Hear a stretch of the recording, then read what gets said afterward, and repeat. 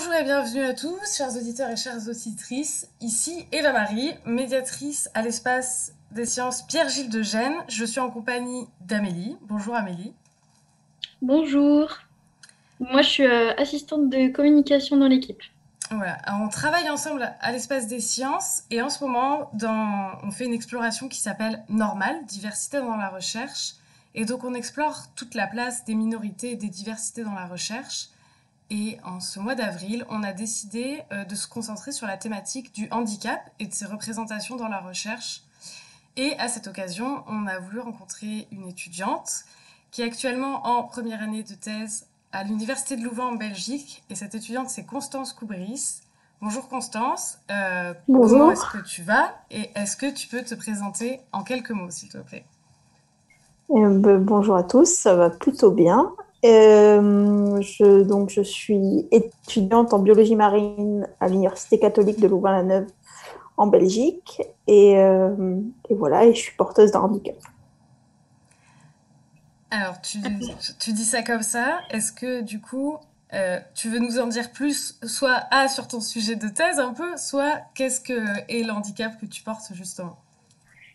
Je crois qu'en tant que doctorante, ce qui me définit plus, c'est mon sujet de thèse. Donc, on va aborder le sujet de thèse. Le sujet de thèse, il va porter sur des organismes lumineux, donc des organismes bioluminescents qui vont émettre de la lumière. Et c'est des petites étoiles de mer, des ophures qu'on va retrouver dans les fjords en Suède. Voilà. Et donc moi, je vais étudier les mécanismes et la réaction chimique qui va permettre l'émission de lumière chez cet animal. Et, euh, et voilà. Et pour la partie B, ben, je suis handicapée de naissance. Et donc voilà, c'est mon truc à moi, quoi. C'est Donc toi, ton... ton handicap, c'est d'être hémiplégique, c'est ça?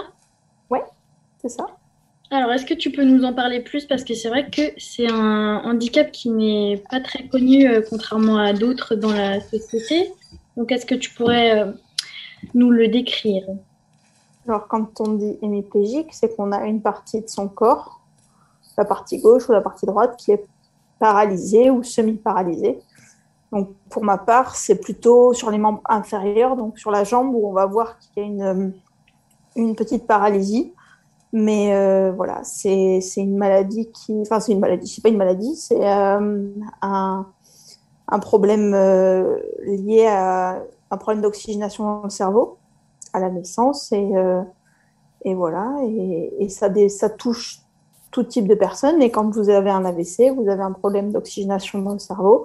Et vous avez très régulièrement des personnes qui présentent une hémiplégie après cet AVC. C'est le même principe.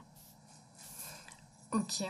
Et tu venais de parler du fait que tu étudiais donc des organismes marins en Suède. Ouais. Du coup, je voulais savoir si tu y étais allé et comment ça se passait sur le terrain. Du coup, pour toi, est-ce que ton handicap, ça joue dans tes missions en tant que chercheuse sur le terrain ou pas? Alors, en cette belle année de Covid, je n'ai pas pu aller sur le terrain actuellement.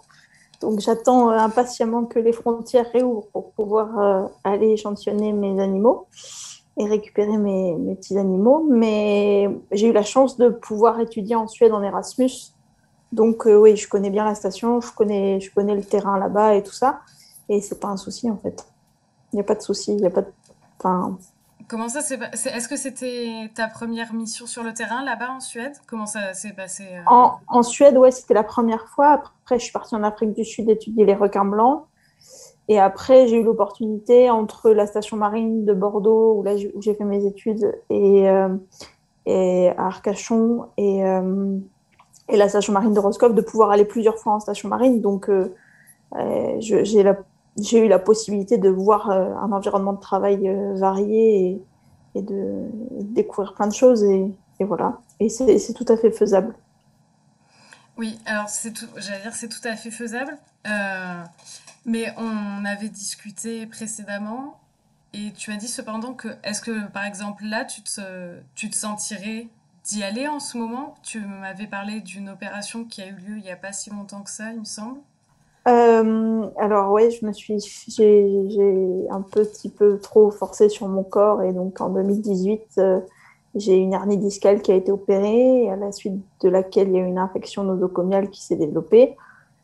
Alors, Et donc, tu j'ai utilises eu des mots hyper savants. Est-ce que tu peux juste, je veux dire, est-ce que tu peux juste les détailler un peu plus parce que donc, personnellement, je suis pas sûre de tout donc, saisir comme ça.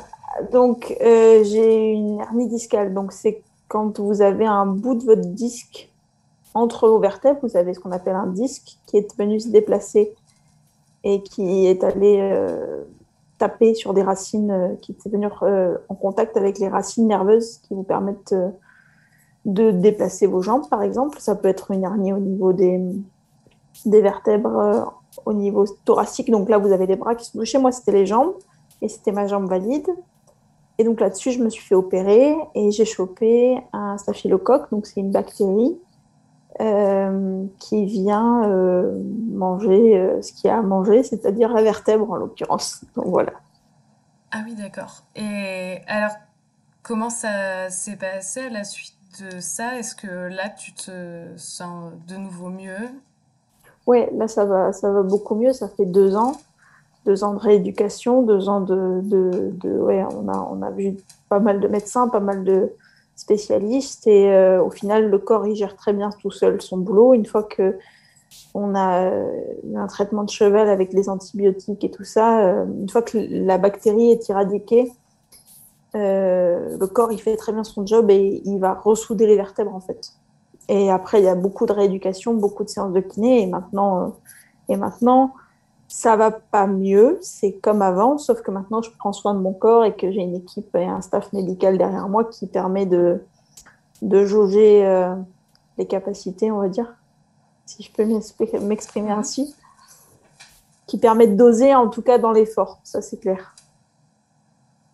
Et donc, tu nous parlais de tes études juste avant. Est-ce que tu trouves que ton hémiplégie a affecté tes études jusqu'à maintenant? Alors, c'est ce que j'avais expliqué à Eva-Marie lors de notre dernier entretien. L'éducation nationale, c'est pas top.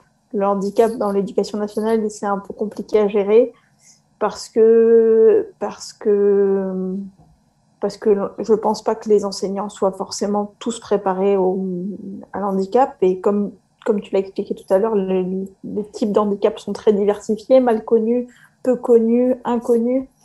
Et voilà, on ne peut pas faire les mêmes adaptations sur quelqu'un qui est malvoyant, quelqu'un qui est hémiplégique ou quelqu'un qui est dyslexique profond et qui ne sait pas écrire.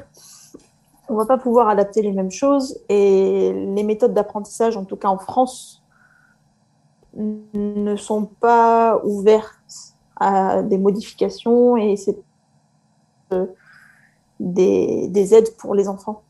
Donc voilà, on va dire jusqu'à la fin du collège, c'était compliqué. Après le lycée, ça se simplifie parce que je pense que l'enseignant se rend compte que l'élève est motivé, qu'il a envie d'y aller et qu'il a envie d'aller plus loin. Donc c'est un petit peu plus simple. C'est pas encore simple, mais c'est un petit peu plus simple.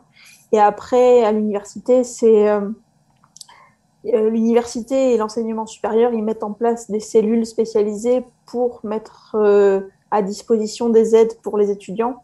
Parce que je pense que, de nouveau, là, on arrive sur des petites minorités parce qu'on est, entre guillemets, sans aspect péjoratif, on a réduit l'entonnoir. Et donc, on a un nombre d'étudiants porteurs de handicap ou avec des spécificités beaucoup plus réduites que dans l'éducation nationale. Et on a des enseignants peut-être qui sont un peu plus ouverts à la modification des plannings et tout ça. Et donc, moi, j'avais trouvé que c'était plutôt simple, plutôt Plus simple facile. en études Ouais, supérieures. beaucoup plus simple en études supérieures. Ouais. Mais tu disais quand même à l'instant qu'au lycée, tu as quand même j'ai l'impression que tu as dû montrer à l'enseignant que tu étais motivé malgré ton handicap. Euh, Est-ce que tu trouves ça justement normal que ce soit aux étudiants qui sont déjà en situation de handicap et qui ont déjà du coup des difficultés, ça peut être d'intégration ou genre dans l'apprentissage, c'est à eux de fournir l'effort en plus de prouver aux enseignants qu'ils sont motivés dans leurs études et qu'ils veulent persévérer? Alors, malheureusement, aujourd'hui, dans notre société, quand on est avec une spécificité, que ce soit un handicap, une couleur de peau, une religion ou quoi que ce soit, on va devoir, vulgairement parlant, montrer ce qu'on a dans le bide, quoi. Il faut y aller, quoi. Il faut pas se laisser définir juste par l'étiquette qui est de naissance, qui est liée à un accident, qui est liée à un problème de parcours. Ou voilà, mais je pense que vous pouvez me dire la même chose pour une jeune maman qui va être maman à 18 ans, pour voilà, quelque chose qui est un peu hors norme. Il va falloir prouver, montrer ce qu'on a dans le bide parce que sinon, les gens. Il y a toujours des enseignants bienveillants, c'est pas le problème, et ça, c'est sûr. Mais la bienveillance, ça se retrouve pas à tous les coins de rue, et donc il faut aller un peu la chercher. Et donc, si la personne, l'étudiant, ne montre pas que ben, il en veut, quoi, et ben, malheureusement, on va pas l'aider, on va pas l'aider. On n'ira pas le chercher, quoi. Parce que c'est des démarches compliquées pour Est-ce que tu l'enseignant. trouves que ça s'applique à d'autres champs que l'enseignement? Est-ce que tu as l'impression d'avoir toujours plus de choses à prouver qu'on va dire un être humain qui appartient pas à aucun groupe de minorité, on va essayer de dire ça comme ça. Est-ce que tu as l'impression que ça s'applique à d'autres domaines? Alors après, c'est un état d'esprit. Moi, quand je me lève le matin, je mets 3 fois plus d'énergie que tout le monde pour me lever de base. Donc, quand j'ai décidé que ça allait se passer comme ça, dans d'autres domaines au-delà de l'enseignement, normalement, je mets 3 fois plus d'énergie que tout le monde, et peut-être que ça se voit, et peut-être que c'est pas nécessaire à ce moment-là dans ce domaine-là. Mais moi, je mets toujours la même intensité. Enfin, j'essaye en tout cas. Et voilà, après, il y a plein de domaines où on a des aménagements dans le sport, dans plein de, voilà, en administratif, voilà, on a un État français qui va aider un peu les personnes handicapées. Voilà. Mais de nouveau, le problème, c'est que, comme tu dis si bien, voilà, dans les domaines, il faut mettre les gens dans des cases, il faut pouvoir les classifier, parce que l'être humain a toujours besoin de classifier, que ce soit un animal qu'il a besoin de mettre dans telle catégorie parce qu'il appartient à tel genre, et voilà. Et ben, c'est la même chose pour le handicap. Il va falloir classifier cet handicap. Est-ce que c'est un handicap moteur? Est-ce que c'est un handicap euh, mental? Est-ce qu'elle va pouvoir se déplacer sans fauteuil? Est-ce qu'elle va voilà. Et donc ça, l'être humain en a besoin. Et donc une fois qu'il a entre guillemets délimité la personne et qu'il l'a catégorisée, ça se fait. Mais il a besoin, voilà, il faut pas être hors catégorie. Quelqu'un qui est malvoyant mais presque non-voyant, et ben pour la vie en général, pour la société, on ne sait pas où le mettre. Parce que en malvoyant, il va se retrouver plus handicapé parce qu'il n'aura pas les adaptations nécessaires qui vont lui permettre de l'aider et de se développer. Et en non-voyant, ben, il n'est pas encore complètement non-voyant. Donc voilà. Donc on peut voir quand même que tu as une personnalité qui est assez forte et que tu es plutôt courageuse comme personne. Dans quoi tu t'es investie jusqu'à maintenant où tu t'es pas laissé décourager comme d'autres auraient pu malgré le handicap? Alors, au-delà de la scolarité, il y a le sport, il y a le sport et la scolarité, voilà. Et puis j'aime bien aller voir à droite à gauche. J'ai une scolarité qui est plutôt banale, voilà. J'ai eu mon bac à 18 ans, j'ai eu ma licence à 20 et quelques années, 3 ans plus tard. Et, euh, et voilà, et après j'ai aimé voir à l'étranger, aller un petit peu en Suède, une année en Suède, un petit stage en Afrique du Sud, aller voir un peu d'autres gens, d'autres cultures, d'autres possibilités, parce que mon corps me le permettait à ce moment-là, même s'il me le permet toujours. Parce que comme tous les jeunes étudiants, on a envie d'un peu de voir du pays pour savoir ce qui se passe ailleurs et savoir si, en fait, c'est pas si mal en France et on n'est pas si malheureux, et en fait, on a un très très beau pays. Et donc, ça permet d'arriver à calmer un peu sa rage et son envie d'aventure et tout ça. Et puis une fois que ça s'est passé, il y a eu le sport, parce que le sport, à 16-17 ans, mes parents m'ont dit, voilà, et ils me proposaient de faire du sport de haut niveau. Et en fait, comme je faisais du sport depuis des années, voilà, ça s'est présenté comme ça. Et voilà. Et donc, on a pu rentrer dans une équipe handisport. Et de faire du handicap, ça permet d'avoir une vision du handicap qui est complètement différente, de montrer au reste des personnes que voilà, c'est pas parce qu'on est une personne handicapée qu'on n'a pas la possibilité de, de faire comme tout le monde, au même âge que tout le monde, et voilà.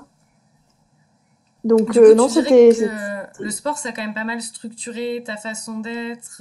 Enfin, est-ce que c'est quelque chose que tu recommanderais aux personnes en situation de handicap pour, enfin, Complètement, ouais, complètement. Enfin, je recommanderais même pas ça aux personnes en situation de handicap, ben, parce que souvent on a la tête dans le guidon, mais aux parents, à la famille, ouais, enfin, il faut que les jeunes fassent du sport. Il faut qu'ils se rendent compte que voilà, de nouveau dans les catégories en handisport, on va avoir des gens qui sont de tous les horizons, qui ont eu des accidents de vie, des accidents de la route.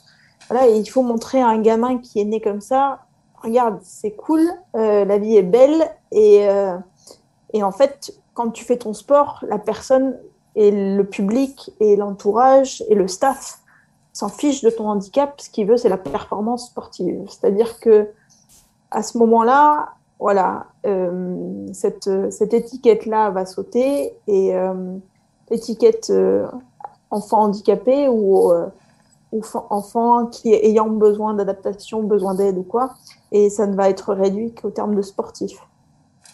Et ça, c'est important. C'est important pour un ado à 16-17 ans, qui soit plus juste le patient du kiné, le patient de l'ergothérapeute, le patient voilà, et qu'il soit plus, et qu'il ait sa vie à lui, et qu'il soit, voilà, il est juste sportif. enfin, je pense que ça nous aide en effet à, parce que j'ai l'impression pour les personnes en situation de handicap que beaucoup de gens les définissent en tant que personnes en situation de handicap. Et je pense que c'est important dans la construction de son identité, ben justement, d'arriver à s'identifier à autre chose et de pas avoir que cette étiquette de handicap En fait, qui colle à la peau malgré tout, parce que c'est les gens qui utilisent ce terme-là, quoi. Ça pourrait être la personne avec des cheveux bouclés, ça pourrait être la personne avec les cheveux crépus, ça pourrait.